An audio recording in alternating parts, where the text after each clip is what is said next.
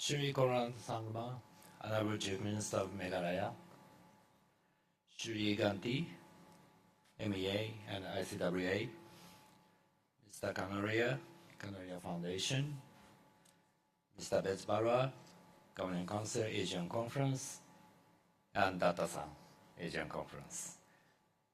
Distinguished guests, ambassadors, professors, doctors, ladies and gentlemen, good evening, namaskar, konbanwa. It is a great honor and pleasure for me to address the opening ceremony of the 6th India-Japan Intellectual Conclave KIZUNA here in Shillong. At the outset, I'd like to express my deepest condolences to the bereaved family of Honorable Riki Shinkon. He was so dedicated to promoting the relationship between Japan and his beautiful state of Meghalaya that we are deeply saddened by the loss of a good friend of mine and my country. I'd like to pray for him.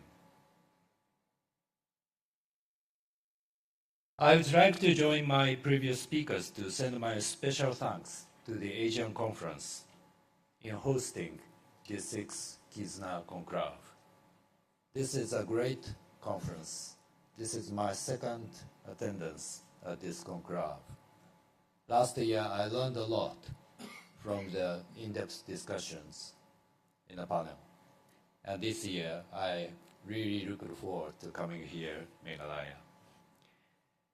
And Chief Minister Sanguma, it's a great honor and a pleasure for us to be with you today. Chief Minister has consistently demonstrated a strong commitment to strengthening relations with Japan.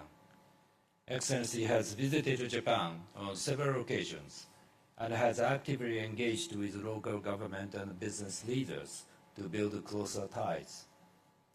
I'm delighted that he is once again participating in this conclave, and I very much look forward to hearing and sharing his visions.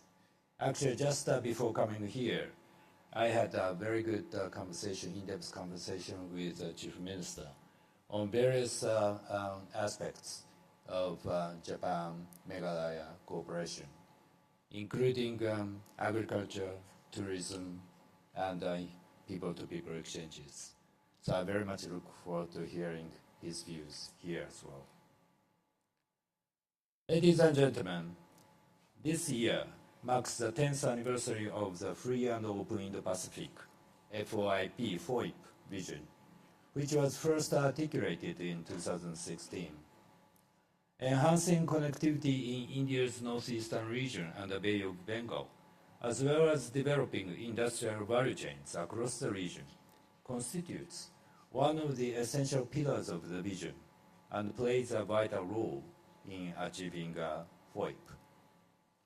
Over the past decade, we have witnessed remarkable development across the northeastern states and steady progress in strengthening connectivity.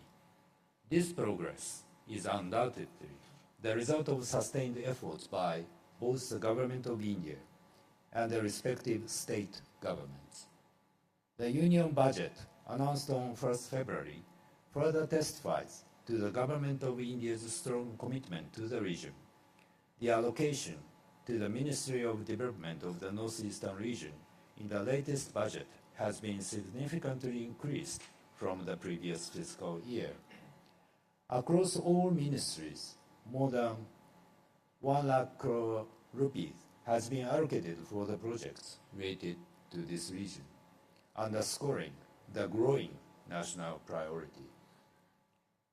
Earlier this month, Prime Minister Narendra Modi inaugurated the Kumar Bhaskar Verma Bridge across the Brahmaputra River. This landmark project has reduced travel time between Guwahati and North Guwahati from several hours to just 7 minutes. It is a powerful testament of the transformation underway in the region, with a view to significantly enhancing both connectivity and economic development. Connectivity, in my view, consists of 3 dimensions. First, physical connectivity as a hardware, roads, bridges, and others. Second, institutional connectivity as a software. And third, people-to-people connectivity. Japan has been advancing comprehensive cooperation across all three dimensions: hard, soft, and people-to-people. Through the Japan International Cooperation Agency, JICA, we have steadily supported road infrastructure projects throughout the northeastern states. Among them, the project constructing the bridge connecting Dhubri in Assam and Pulbari in Meghalaya is expected to reduce the travel time between those places, which currently takes 2.5 hours by ferry or over 8 hours by road, to just 23 minutes. In addition, Japan has extended cooperation in fields such as healthcare, forest management, disaster risk reduction, and Japanese language education. These initiatives lay the foundation for future industrial growth in the region.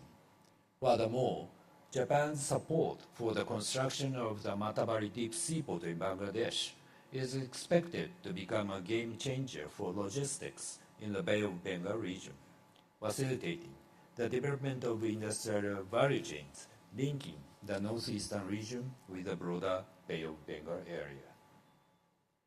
I am proud to emphasize that Japan has contributed to the development and connectivities of India's northeastern region, and that our commitment is here to stay to deepen this cooperation even further. This KIZUNA conclave has evolved in tandem with these efforts to advance FOIP. With each edition, I sense growing interest among Japanese stakeholders. This year, more than 60 representatives from Japanese companies and organizations operating in India, as well as the Japanese media, are joining us from Delhi, Mumbai, Bengaluru, and other cities. The importance of this conclave was also highly appreciated during the strategic dialogue held in January between the two foreign ministers of Japan and India.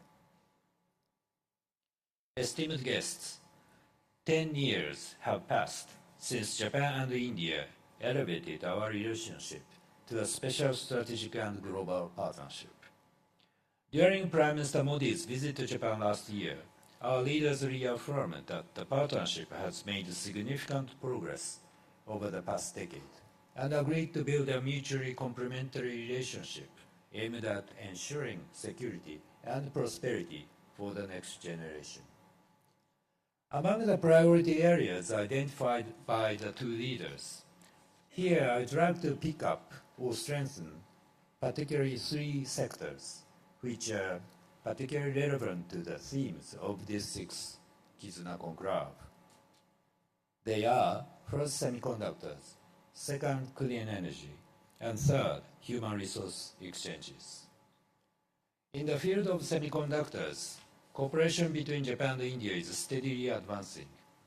On the occasion of last year's conclave, I myself visited the construction site of the Tata Electronics semiconductor facility in Jagi Road, Assam, together with the representatives of Japanese companies.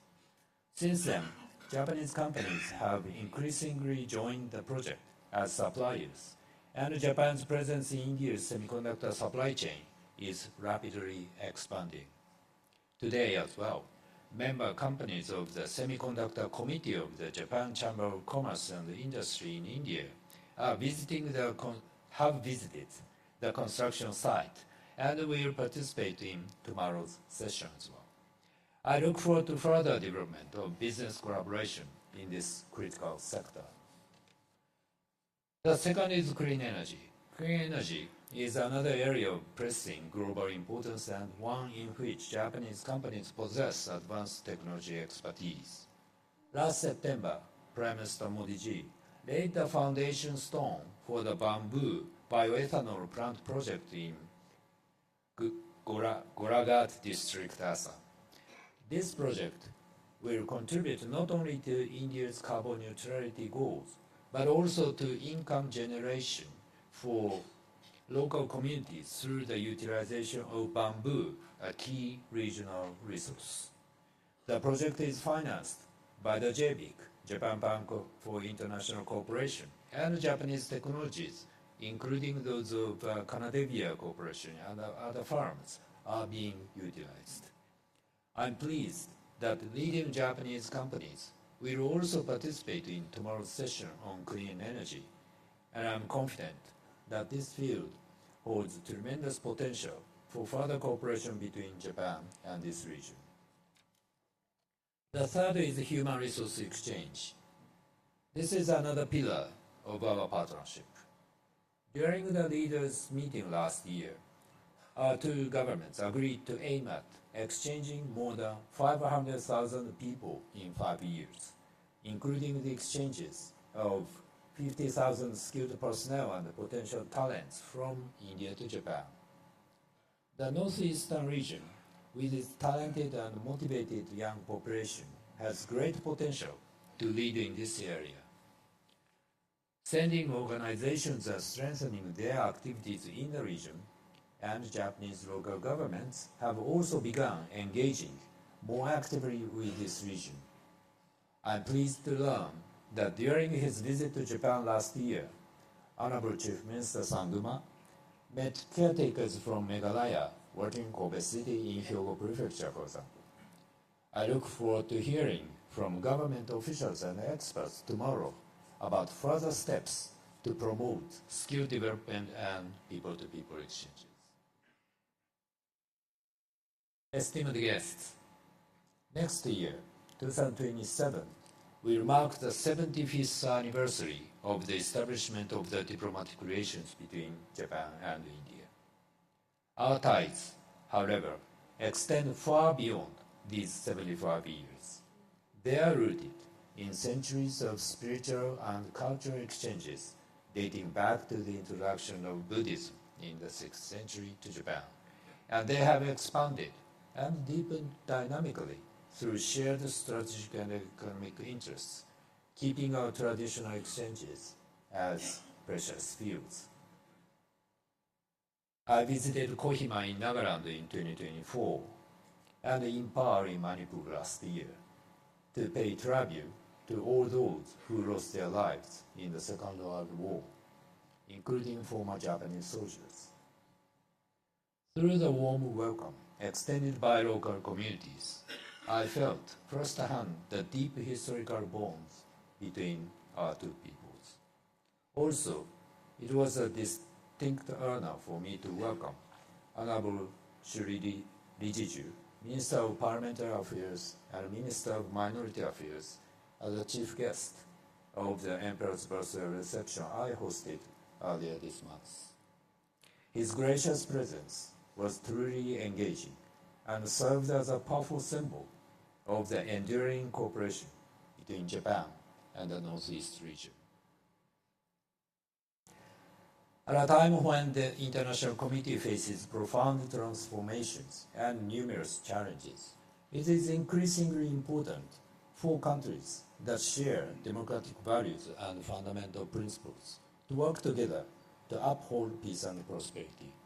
Japan and India are natural partners who can lead in this endeavor.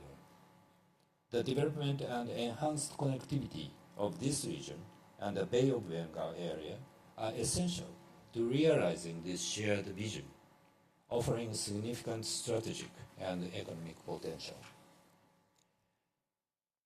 This conclave, KIZUNA conclave, serves as an essential platform to translate this potential into tangible outcomes. I sincerely hope that the two-day gathering of distinguished professionals and practitioners will generate new partnerships and concrete cooperation. Thank you very much. ありがとうございました。ダニエワ。